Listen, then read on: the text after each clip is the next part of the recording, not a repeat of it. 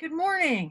We're here today to discuss how to create a magnetic connection with your reader and make sure that they are able to relate and engage with what you're presenting in a way that accomplishes the purposes that you have set for your writing or for your presentation if you're speaking. In any form of communication, it's vital to understand who it is that you are wanting to create this connection with, the purpose of that connection, and the ways that you can engage with your reader so that they relate with you as being someone whose word they will accept and that they will trust you to take them to where they want to go. Remember that for your reader, it's about what are you going to be able to do for them. Every reader is saying, what's in it for me? So what is in it? What is in it for them? What do you want your reader to do?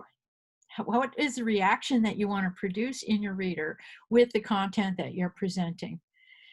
Who is that reader? That, I think, is the crux of the matter, is creating a real picture in your mind of exactly who your reader is, how your reader relates with your world, and how you relate with the world that your reader lives in. Where's the connection? Where are the fine points of communication that you can refine so that it works? So first of all, there are several different kinds of relationship that you may have with your reader. You may be an authority figure. You may be simply providing information of a technical or other nature that is non-personal in nature, or you may be there to entertain the reader. And most writing contains a combination of those three. If you are the authority figure, your first job is to establish a rapport with your reader so that they are ready to accept you as an authority figure. And, I mean, you may already be their boss, and so obviously they are accepting you. And in order to get them to really relate to what you're saying and take action on it in the way that you are proposing would be successful, you want them to understand you and feel that you understand them and that you care about them. So ask yourself, the person who's going to read your message, what is it that they care about the most? What is their value system? Are they most family-oriented people? That's a certain type of language. If say you're an authority and you're presenting technical information, the personal angle is a lot less important than if you're in the workplace, say you're a boss and you're creating a memo or a series of communications that you want your team to engage with, to relate to. In that case, you would want to start with acknowledging your team and say, hey, you guys, you show up for me, you go the extra mile, you do the work, you make us look good, and you make me look good because you're looking good, and you know what? You are looking good. I mean, really lay it on them that you get them as people. You want them, and you want them to be ready to, in turn, acknowledge you, because it's a two-way street. Whenever you acknowledge someone else, they then become more ready to acknowledge you and to accept your message. So, in team building, that's key. You got to do that. And from there, you can ask yourself, as you're creating this message, why are they reading this? Is there some new information that they need in order to be able to to perform in the role that they have? Is this simply a set of protocols, like this is how we do it and we know this and I'm reinforcing this, and also there are a few extra tweaks? Or is there an entirely new kind of communication? Like, say it's a new project. Here's what you need to know about this project. Here's what our goals are. Here's what your role is in it. Here's what the information I'm going to give you, the support that I will give you, and the responsibilities that I expect you to fulfill, and outline it very clearly how that's going to work. How are they going to do these things? How are they going to let you know that they did these things, so that the communication continues to flow smoothly? And what do you want them, why do they care about this? What do they care about? Uh, why is it that they want to do what you want them to do?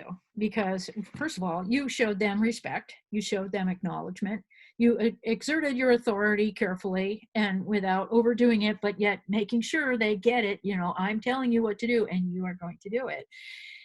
And then after you've closed the central message of exactly how here's what I want you to do, then end again with gratitude. I'm really grateful to you for taking this time to absorb this training. If you're asking them to step up to a new level of responsibility, acknowledge their willingness to grow. And that will make them ready to receive what you have to offer. I had a question about how do you creatively find ways to connect, and I have an exercise that I want to suggest for you to do at this very moment, if you're able to do that. And if not, then check the recording and do it when you're looking at this recording. So after you've gone through the list I just gave you of what do they care about, why are they reading this, and what do you want them to know or do or feel? I mean, I've just been talking about authority figure, instructional, but then there are I'll go back into the other forms of writing and discuss those types of creation. But for all of them, the same exercise applies in actual reader connection. What do they care about? Okay, so then just write it out. Just blast out whatever comes in your mind about this communication. Who am I? What am I trying to get to happen here? Who am I talking to? What's the environment? What's going to be their points of connection? What will be their points of resistance? Anything that comes up into mind, just put it on the paper or on your processor, however you're doing it. Don't judge it. Don't even look at it. Don't even think about it. Just put it out there and roll with it give yourself between 2 and 5 minutes to really do this. And once you find that you seem to have run out of ideas, stop. Take a few really deep breaths and kind of lean back for maybe 20 or 30 seconds. And then usually the second round of ideas starts to show up. And so you look back into your first ideas and go, how can I build out from these first ideas? Hi, Teresa. I'm recording this, so you'll be able to get all the stuff that you couldn't get earlier on the paper or on your processor, however you're doing it. Don't judge it. Don't even look at it. Don't even think about it. Just put it out there and roll with it give yourself between 2 and 5 minutes to really do this. And once you find that you seem to have run out of ideas, stop. Take a few really deep breaths and kind of lean back for maybe 20 or 30 seconds. And then usually the second round of ideas starts to show up. And so you look back into your first ideas and go, how can I build out from these first ideas? Hi, Teresa. I'm recording this, so you'll be able to get all the stuff that you couldn't get earlier. It's all going to be on recording. And you're not muted, so feel free to interrupt me with any questions that you have. Okay? Good morning. Yeah, I can't hear you. Why am I not hearing you? Oh, are you muted? No. You're not muted. Huh. I was self-muted. Oh, you were self-muted. Okay. Here you are. Hi, good morning. Good morning. Yeah. Well, you're the person who showed up, and I'm writing about the questions that you had. So, Oh, awesome. Can you remind me of my questions? I participate in so many different things that sometimes I forget. Sure. Yeah, you wanted to know how to create that connection with your reader, and I've just been discussing, how to create good language in communicating with your team as an authority figure. So after we're done, you can go back and read it, read or listen to what I've just said. But your questions were, how to do that, how to create an effective connection. You were about connection. And also Right. what I was just getting into is how to open up the field so that you get more ideas about how to create a connection. I'm going to take my glasses off because my nose is sore.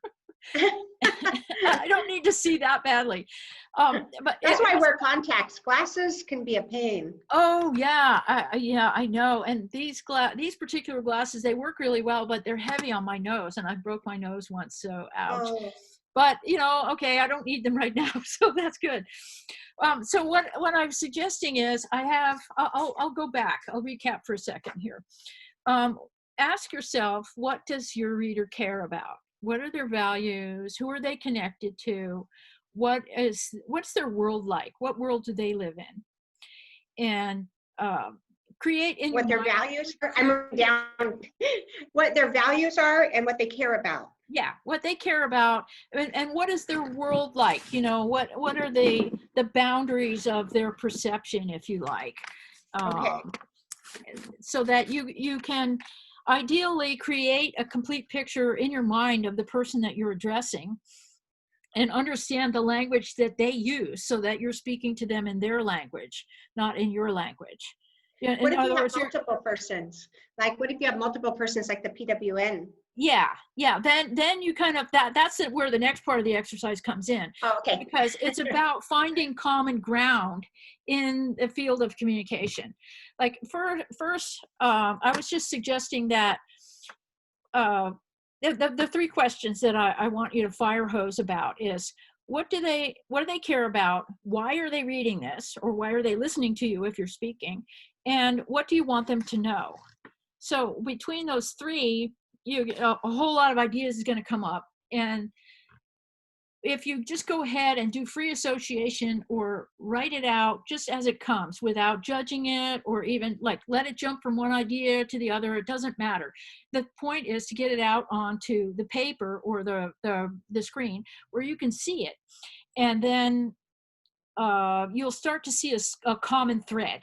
There are certain words will come up again and again, and that's where you start to find your theme. Usually when I do this, or when most people do this, you hit a kind of a wall after maybe 2 or 3 minutes, where it's like, okay, I'm out of ideas, like, how did that happen? And then you're not out of ideas, you're hitting a different energy level.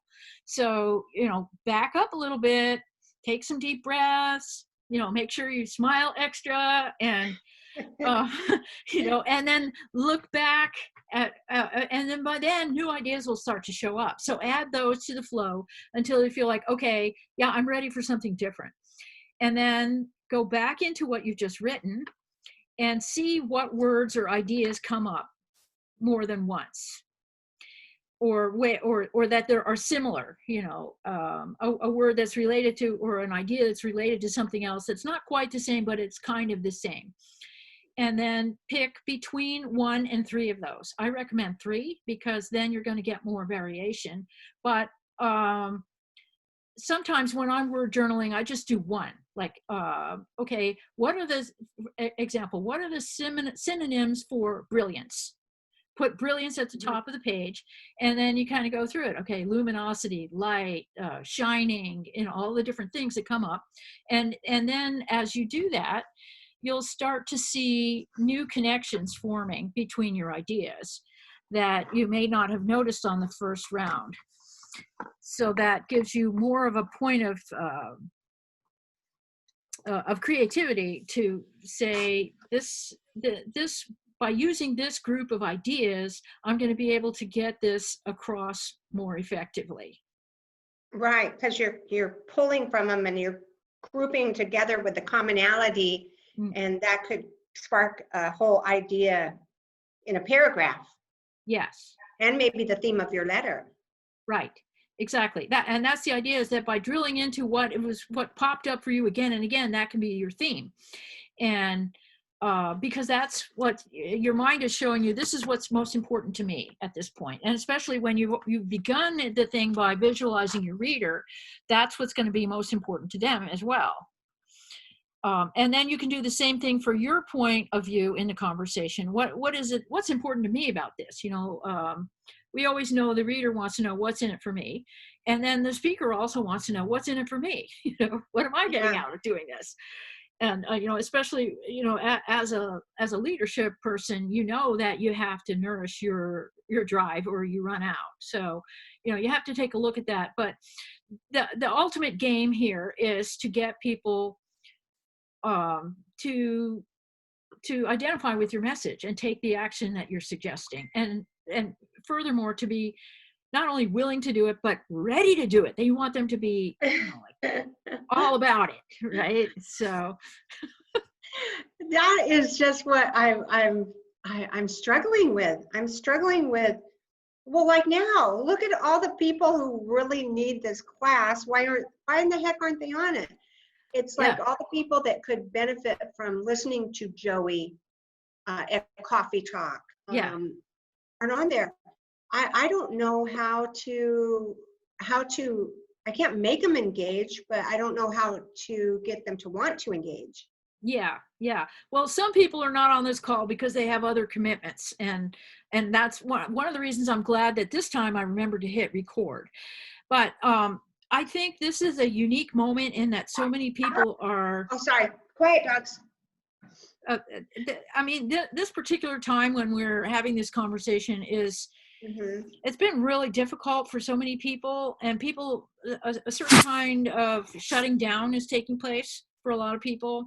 I mean, I really got that when I called our membership, that some people are much more able to creatively change and accept Mm-hmm. uncertainty and Right.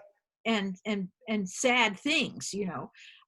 So I think that's one reason why people aren't taking more action, is So they're because just kind of shutting down. yes, yeah, Um, yeah, yeah, wow, but they're wasting so much time. I know. And what I got when I talked to all those people was, yeah, people are wasting time. They're stuck in their funk, and it's just not going to help. Yeah. I mean, No, they're not learning stuff. Excuse me, yeah, my grandson needs me. What? sure, Yes. It's in the uh, uh, bathroom, all the way to the left, top drawer. yeah. I hide his game cord from him, and when he he does so much schoolwork, he can get on it for a little while. Yeah. Oh, I know. It's tricky with the kids and the education right now. I was Yeah, just they're at the on. ranch, and my grandson was up there, and his dad is like, okay, you need to go to school now. Yeah, Yeah, you kind of got to herd them into like where they're supposed to be yeah, at the yeah. time, because they get kind of bored, especially when he's an interactive kind of learner. Hmm. He's really kinesthetic. He likes to do stuff, and he's just stuck on that Zoom. Hmm. It's Yeah, hard for him. yeah, Yeah. yeah, yeah. Kids need all these different levels of communication, and so many of them are not available right now. We're No, really and going to neither have is to go extended the family. extra to give them a richer experience Yeah, his extended somehow. family isn't even around, and his grandpa had to go back to Monterey, so it's just me and him. Oh boy, yeah, even more. Oh boy, oh boy, yeah. Well, earlier I went through the stages of creating a message, like, because what I was Uh-huh. getting is, you and your leadership messages. So there's three words that are acknowledge. Start by acknowledging the first of all, I acknowledge you for showing up. Thank you, because Uh-huh. Okay. that it's huge. I know you're super busy and you're going ahead and making this happen anyway. So thank you. I really appreciate that. And I appreciate the chance to communicate with you and hopefully give you some support on the things that you want to do, you know. So, and then instruct, which, you do that. You give people direction and instructions, and, so and then it's like, what kind of instruction is it? Is it new information? Is it reiterating old information? Is it, hey, we're breaking the paradigm, we're going to do something totally new here, and I want everybody to like roll up and be ready? or what? So Right. that goes back to, what is it that you want them to do? What do you want them to know? And then before that, what do you want them to do? And what do they need to know in order to be able to do that? And once you have all that information in front of them and they can take action on it, then it's important to close again with gratitude. Start with acknowledgement, end with gratitude, because that's what makes people not only ready to take action, but willing and eager to take action and to relate to you on a continuous basis. As you know, it's all about building trust and making trust be something that is absolutely non-negotiable. This is how we're doing it. And so then you have that buy-in. Let me look at my list here without my glasses.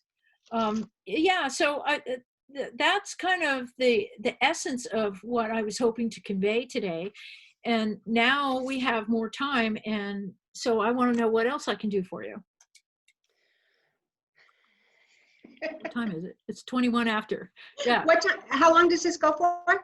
Well, it's scheduled to go for 30 minutes, but I'll go as long as you want until, unless Zoom cuts us off. Because that's so nice of you. Oh yeah, well, I don't get that many chances to have a conversation with you. I've been like, oh, when was that phone? Remember we were going to have a phone call a few months ago? Well, that never happened, So what was that phone call about? It was just connection. We were at Coffee Talk, and you said you need to reach out to one person and get to know them. And I was like, oh, I want it to be you. And you kind of looked at me like, oh, are you kidding?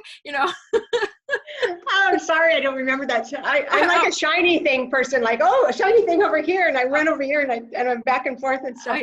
Yeah, and that's just as that's just how it is, And then right after that, all of this whole emergency atmosphere came about, and there was no time for any of it. So we're here now, and thank you, God, for providing this moment. Yes. Yeah. So. What else what other kind of support would you like? What can I do for you? Well, are you talking about support in helping me in my writing or support in PWN? Both. Okay, good. Yeah. Support in PWN would maybe, if you could send out something inspiring for them to want to join the meeting tomorrow night. Okay. On Zoom, because it's our big meeting.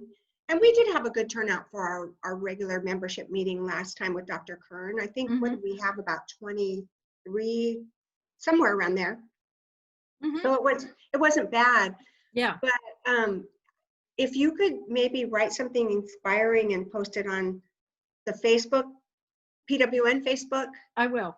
Page, something like that, or send it out Constant Contact, whatever you think. Maybe Constant Contact, I don't know, maybe both. It would, because some are in some and some are in the other. But I'd really like to have the troops there, as I go, as I kind of think about what would be best for PWN. I really need people to be engaged right now, because I see changes probably coming up.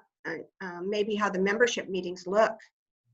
Maybe we do more of mixers at people's businesses instead of always in that room and spending $500 to do that. You know what I mean? Right. So kind of thinking about different ways that PWN can survive better in this new time and stuff. So I need people present there. In my own writing. I'll do it. I'll write out a Constant Contact message with the subject line, Rally the Troops. Oh, that's awesome. Thank you. Yeah. How exciting. I'm getting excited. Yeah. So let's try it. Let's do it. Yeah. And I'll take the same copy and put it on the Facebook page. So I'm not double booking myself, but then, everybody can get that. We're working on this, and we need your support, please. Awesome. Because you write so beautifully. It would be good. And they're not hearing it from the same person. Yeah. You know. Yeah. kind of like a parent, you know, you listen to somebody else besides. Well, you know, and I think it's really important that, you know, the leadership did show up and make those calls. I mean, when I got my call from Megan, I was like jazzed. All right, you know, and it said, Yes. PWN coming back at you, baby. You know, it felt good. So Yeah, people do people need to really know that. appreciate it. They really appreciate it. They spent time with me. Yeah, It was really nice. And I yeah, want to do more. It's so funny how when you have less in your life, you think you're going to have more time, but my days are full of yeah, the learning and the yeah, business stuff. I mean, the right. business is taking on a different life Yeah, right now, and yeah. just and then making sure everybody's safe. So always the safety stuff going on. So it's interesting how I'm booked all the way through. You know what I mean? Yes, By just yes. staying in one place. It's amazing. Yeah, yeah, it is amazing. And, you know, my process has been transformed and compressed tremendously. And I'm like, okay, there's a lot of things about this that are difficult, but it's giving me time to get focused on what do I really want in my next steps in my life. I mean, I've been in this transition phase for quite a while now. And it's like, all right, now is your chance to really, really concentrate on what you're doing, build your platforms, you know, draw people into your community that suit who you are now and give to them, Yes. receive from them. And so that's been very rewarding. And so I think we all need to think in those terms. And I want to encourage our membership to think in those terms too, that, um, you know, because pretty soon everything's going to change again. And Yes. these may be the last few days that we have to reinvent ourselves before there's not even time to do it, you know? So, Yeah, yeah. And a lot of people, when they go to transform themselves, number one, they don't surround themselves with the right people, mhm, or they right, surround themselves with no people and wonder right. why they're not transforming. Yeah, And people's even with Zoom or taking all these classes are coming into your inbox. You can take so many classes, yeah, different things. And yeah, then the second thing they're not doing is they're not visualizing what they look like in that transformation. yeah. That's What right. do I look like? What does it like look like? And a lot of it's physicality type looking. What does my house look like? What's my surroundings look like? What does my physical body look like? Hmm. And in transformation, I notice people want to transform, but they don't take those two simple steps. Right, right, right. Yeah. Yeah, and that I think that's a key point that was missing from what I had to say was where how do I look in this? And that because that's a to me that's a whole a different aspect of the communication. How do I look? But because we were at this presentation, I was focusing on how to get people to accept your authoritative writing. But in other forms of Right. writing, you really have to look at how do you look? You know, who is this person? Why should I trust this writer? You know, why Yeah. what makes me want to read what this person has to say? And then, you know, put that out into the whole rest of life, because, you know, for me, writing is life and life is writing, but not everybody thinks that way. So it's like, all right, you know, where do you fit into this? What do you look like in this transformation? What is your role in this time to provide service that people are going to be able to relate to as our values have shifted through the fact of having gone through this, which I think is going to Yes. be huge, Yes. you know. And by the way, I want to really congratulate you on your public spirited service that you've been doing, you know, providing all of that free sanitizing for vehicles and things. It's absolutely magnificent that you just stepped up and said, hey, I can do this, I'm doing this, you know. And Yeah. so We love our community. We love our people. It's so fun to go out and do stuff for people. We're adopting police stations now, and we're taking them uh, goodies. We know what times they have their morning meetings, uh-huh. and so Brent and Megan are off to go and take them food and see what they need and ask if they need their stuff Beautiful. Beautiful. sanitized. Yeah. So that kind of stuff is just like, it's so fun and it's so Yeah. rewarding Yeah. to be able to do that. So yeah, that's a lot of fun. Thank you. Oh, yeah. Yeah. Yeah. You bet. You know what? I'm now going to look at the time. It's 11:29. So how about this? I'll stop the recording and then you and I can keep talking until Zoom cuts us off. Okay. Or until you need to do something else. All right. Okay. I have a financial meeting at noon, so that should be fun. We're going to Okay. go over all the financial stuff with Uh-huh. with my A team, the office administrator Okay. and the, Okay. I'm and stopping the the, recording right now. Here we go.